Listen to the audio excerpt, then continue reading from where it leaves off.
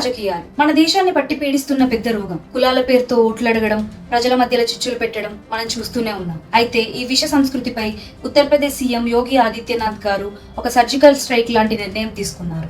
ఇకపై ఉత్తరప్రదేశ్ లో కుల ప్రాతిపదన జరిగే రాజకీయ ర్యాలీలు, వాహనాలపై కులాన్ని ప్రదర్శించే స్టిక్కర్లు, సైన్ బోర్డుల పైన పూర్తి నిషేధం విధించింది. అంటే ఇకపై కార్ల మీద, బైక్ల మీద యాదవ్, జాట్, గుజ్జర్, క్షత్రియ లాంటి స్టిక్కర్లు కనిపిస్తే కఠిన చర్యలు తప్పవు. ఇవి కేవలం రోడ్డుకే పరిమితం కాదు, ప్రభుత్వ రికార్డుల నుంచి చివరికి పోలీస్ ఎఫ్ఐఆర్ల నుంచి కూడా కులం అనే ప్రస్తావన తొలగించబోతున్నారు.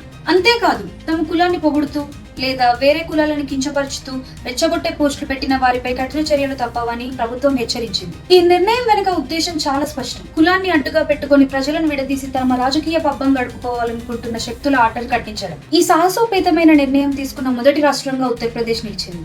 సమాజాన్ని కుల పేరుతో కాకుండా ఐక్యతతో చూడాలన్న ఈ గొప్ప ప్రయత్నంపై మీ అభిప్రాయం ఏంటి? దేశంలో మిగతా రాష్ట్రాలు కూడా యోగి మోడల్ అనుసరించాలా?